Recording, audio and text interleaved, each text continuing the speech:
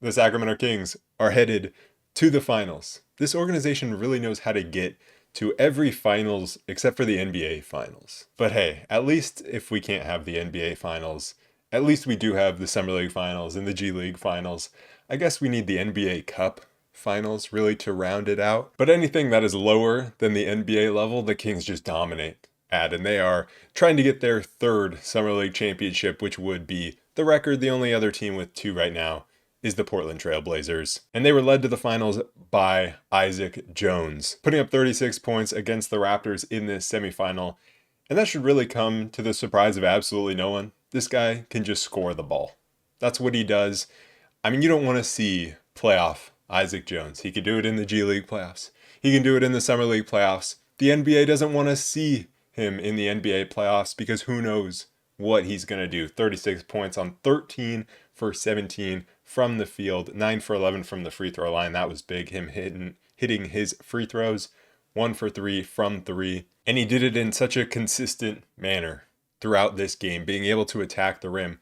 I think early in Summer League, he was getting lost in the corners a little bit, and he wasn't involved enough in the game. Like, he was okay in the first few games of Summer League. He was okay, but it felt like he was a little bit of an afterthought in the corners at times, and he didn't know exactly how to get involved in the offense. But these past two games, last game he had 17 points, this game obviously the big 36 points, his feel for how to get involved in the offense I think really improved. Obviously being with a new team in Summer League, plenty of guys that he has played with before, but it is a new team. Every team is a new team in Summer League, so kind of figuring out how to get involved in the offense and trying to generate that chemistry with your teammates. And it feels like that's the past two games. He's really started to feel how to move around the court and the timings to take to be able to get himself involved. All of his baseline cuts and baseline attacks, using his strength and finishing through it, running the floor in transition, just the physical tools that he has as a 6'9",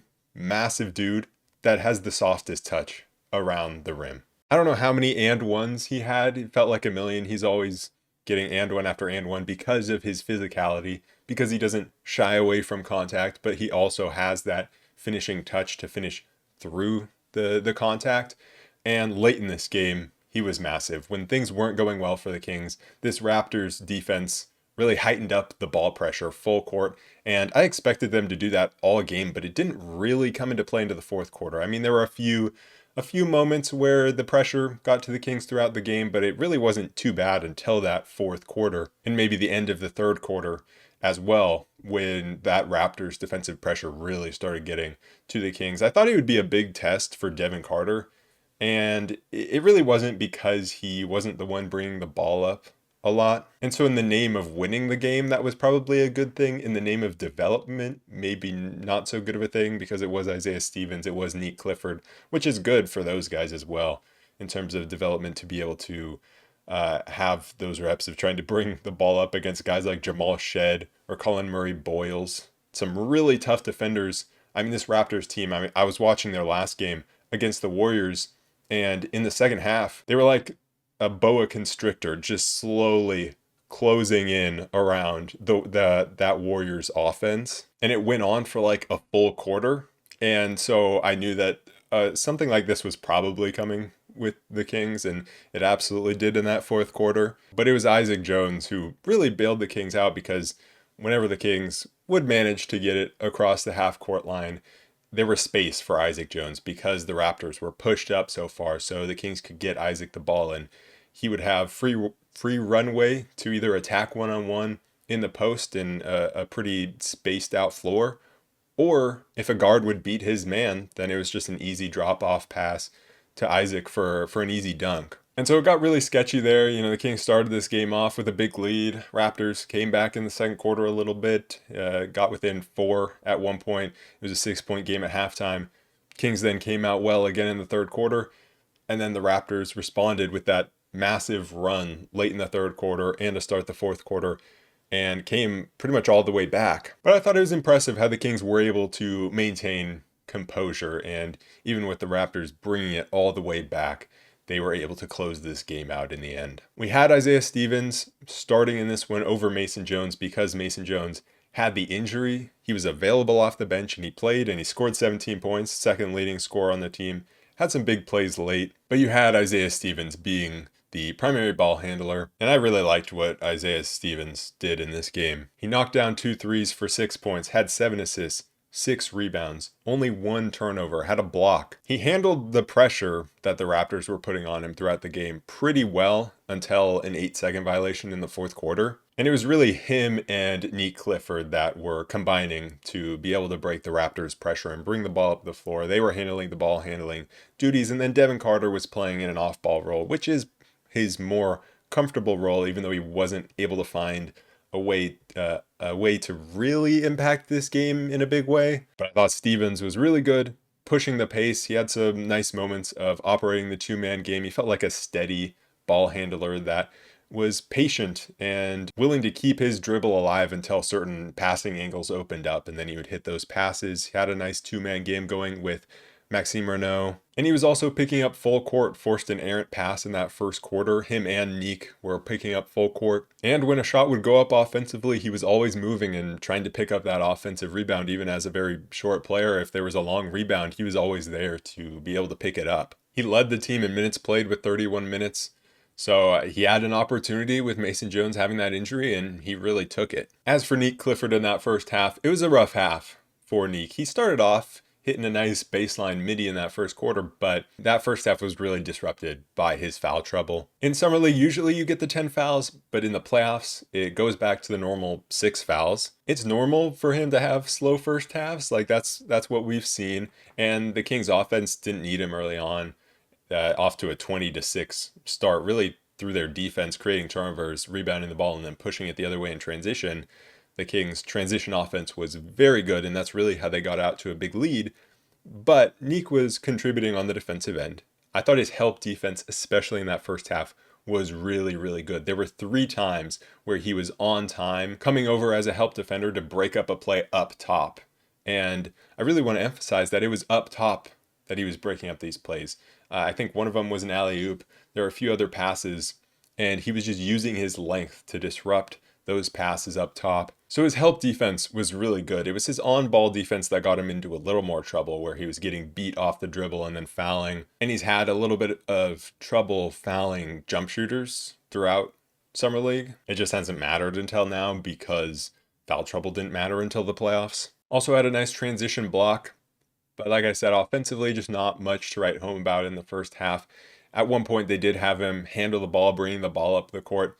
The first play, he turned it over. The next play, he drew a foul on Colin Murray-Boyles, and that was the 3rd foul on him, so that was impactful. Foul trouble was definitely a key in this game. I think the Raptors had 3 players foul out. They had Shamshi foul out, Jacoby Walter, and then Hepburn. Jonathan Mogbo also had 5 fouls for the Raptors. They committed 32 fouls, and that's really just the way the Raptors play, right? They're going to get up in your face, be super physical, and live with the consequences. And so the consequences are some of their guys are going to foul out, and the Kings are going to be able to get to the free throw line, and the Kings shot 24 for 33 from the free throw line. For Devin Carter in that first half, he was really struggling with his shot. All game long, he was struggling with his three-point shot, especially 0 for 6. He was catching the ball on the wing and taking these off-the-dribble three-point shots, and they just weren't going down. He was getting some solid looks. He just couldn't get them to go down. I think the way that he really made an impact on the offense was through his transition playmaking, because his half-court playmaking just is not there. In the half-court, when he drives the ball, he puts his head down, and sometimes the handle is loose, or sometimes, he just really wants to get to the rim and finish.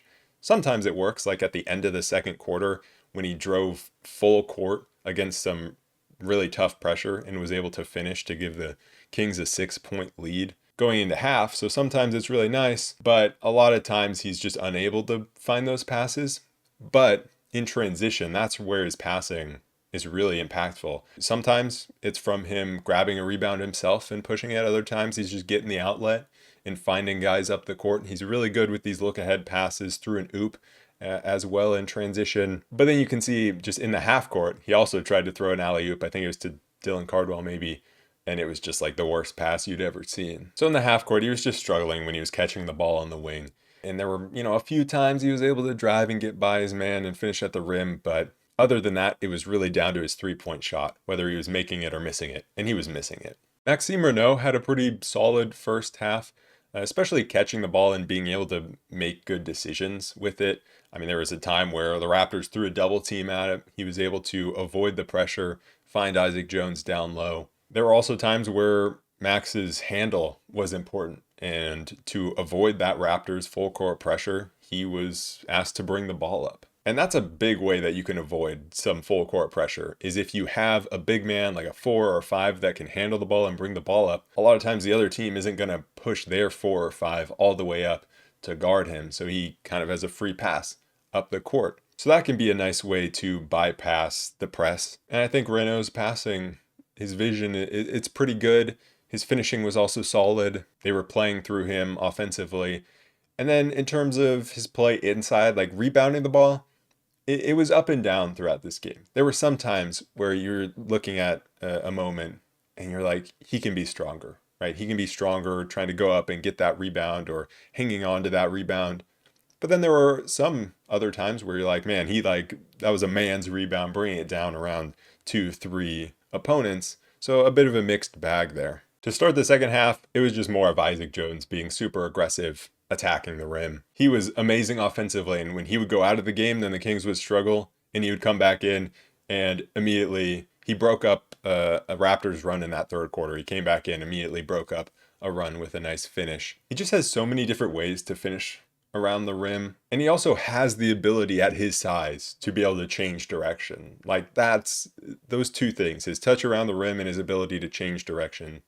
That's what makes him kind of a special offensive player inside. We also saw Nique Clifford being more aggressive in that second half, getting up some 3-point shots, trying to drive hard to the rim. And with him, again, it was like a bit of a mixed bag. He hit another baseline midi just like he did in the first half, hit a 3-point shot, but he also had an offensive foul, and at times he was a bit out of control with his drives. I will say it was his worst game, right? It was Nique's worst game, because every other game he scored 19 or 17 points, and he just wasn't able to find that. And towards the end of the third quarter, he was like forcing up some shots because I think the Raptors defense was getting to him a little bit, and it was just getting to the entire offense where both him and Devin Carter were forcing up some 3-point shots because the Kings were getting impatient. They felt like, those two guys in particular felt like they needed to do something themselves to really be able to break the Raptors' defensive pressure. And so they started forcing things a bit, and the Kings went one-on-one. And one of the Kings' main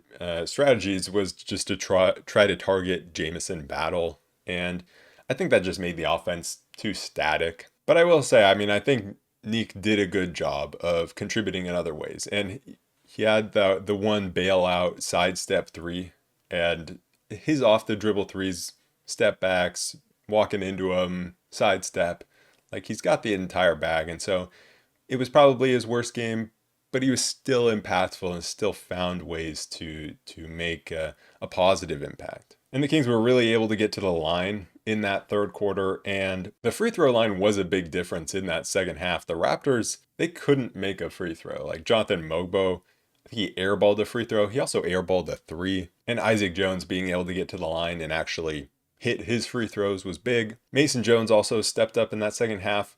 He looked bad in the first half. Like he looked hurt. He was constantly grabbing his side, his hip. At one point, he was trying to take a screen from Maxime Renaud, and he just ran into Renaud and took both of them down. Like, he did not look good at all.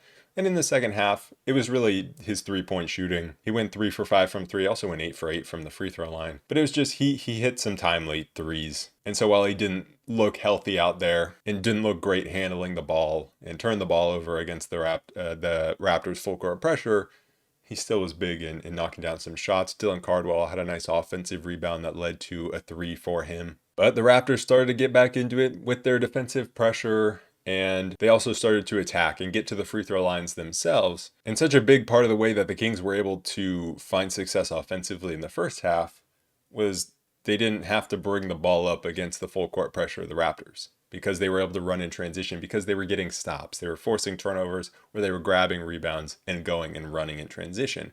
And so when things slowed down, that's when the Kings offense really slowed down, when they couldn't get a stop, when they started fouling. The inbound passes, especially at the start of the fourth quarter, super sketchy. You could just see the Raptors defense was in their heads in that fourth quarter. And I thought they could have utilized both Isaac Jones and Maxime Renaud a little more bringing the ball up the court. The Kings looked their best when they were finding Renaud as the outlet to bring the ball up the court. But they just didn't do that enough, and the turnovers were really rough. Raptors got all the way back into this game, and the adjustment that Mistry made to really turn this game around was going 4 guards plus Isaac Jones. So he took Renaud out, and it was Mason Jones, Isaiah Stevens, Nique Clifford, Devin Carter, along with Isaac Jones. So having 4 guys that can handle the ball. Mason Jones made a big 3. Isaac Jones had a big and 1. And once the Kings broke the press a few times, like Isaiah Stevens broke the press, was able to find Isaac Jones for a dunk.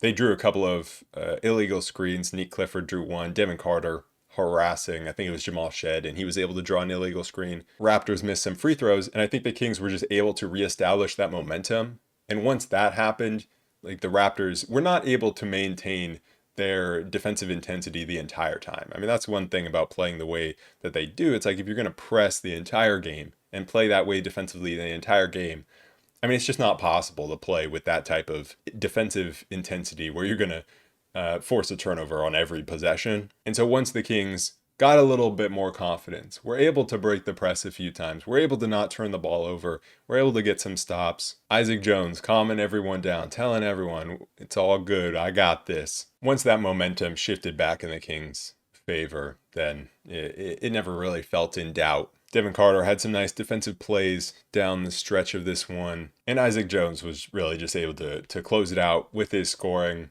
The coach of the Raptors got thrown out of this game. He asked to get thrown out, and then he went and shook the hand of everyone on the court and everyone on the Kings bench, which was really funny to me. But the Kings now move on to the finals against either the Oklahoma City Thunder or the Charlotte Hornets.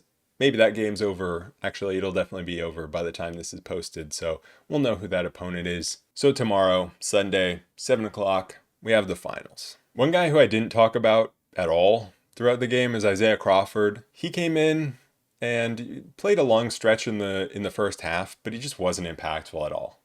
And I think one of the reasons that he didn't really get much run in this game was his handle didn't look good. And because his handle didn't look good, he wasn't able to get by guys. He wasn't able to create anything offensively.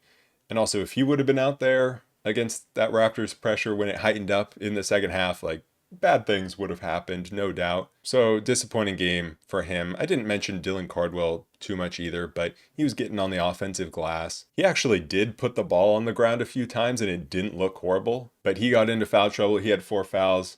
Daquan Plowden had a nice stretch of this game early on in the first quarter where he knocked down a 3.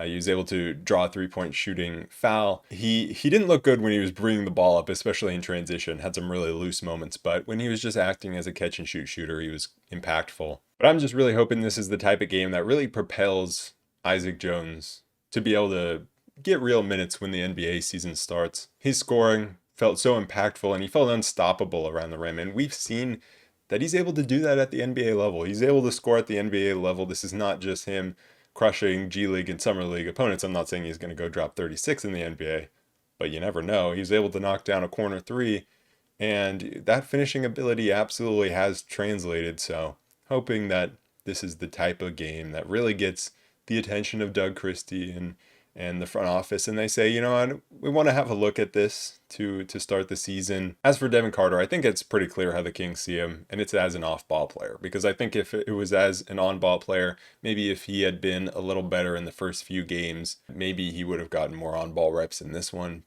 But I think it's pretty clear. It's like, okay, now it's playoff time. We're not putting Devin Carter on the ball. He's not bringing the ball up the court, and he's going to play off-ball. And I do think that's the right role for him, but he just struggled with his 3-point shot in this one. Like I said, had good transition moments, solid defensively, made some big plays, especially down the stretch, but just hopefully we see a better shooting game from him in the game tomorrow. Maxime Renaud, his 3-point shot was not falling, and we really haven't seen it fall apart from the first game. He showed off his nice touch around the rim and his passing ability, and at times showed off his ability to handle the ball and break a press. I just wish we had seen more of it. I wanted him to go get the ball when we couldn't inbound the ball, or when we were just trying to bring it up and there was a lot of pressure on the lead guard. I would have liked to seen him like want the ball, want to bring it up himself, just to see how that would have gone. But he got taken out to put in another guard down the stretch. And obviously you weren't taking out Isaac Jones, so that makes sense. I feel like the thing that he could have done to be able to finish this game was maybe be, more of a ball handler and go want the ball. But also, if he was just more of a force on the glass, if he was rebounding everything on the defensive end, I think he could have maybe stayed in this game. So I think when it comes to an NBA level, he's just going to have to be better rebounding the ball. He's going to have to get in the weight room. And then we'll see about the three-point shot. If he can make the three-point shot, then that's going to be obviously a huge asset to him. And if he doesn't, then it's going to be much harder for him to get minutes. Isaiah Stevens, big game for him. Being able to run the offense, also showing up on the defensive end, making a name for himself. And then Nique Clifford just impacted the game in different ways, rebounding the ball, pushing the ball in transition, help defense. I feel like he was most impactful on the defensive end in the first half, and then more impactful on the offensive end in the second half. And his defense dropped off a little bit in that second half. But we still saw a little bit of that shot making ability, even though he didn't have a big game offensively. So anyways, that is it for this episode of the Roll Report. I will be back tomorrow after the NBA Summer League Finals to hopefully recap the Kings becoming the first 3-time Summer League champions. So I will see you guys then. Peace.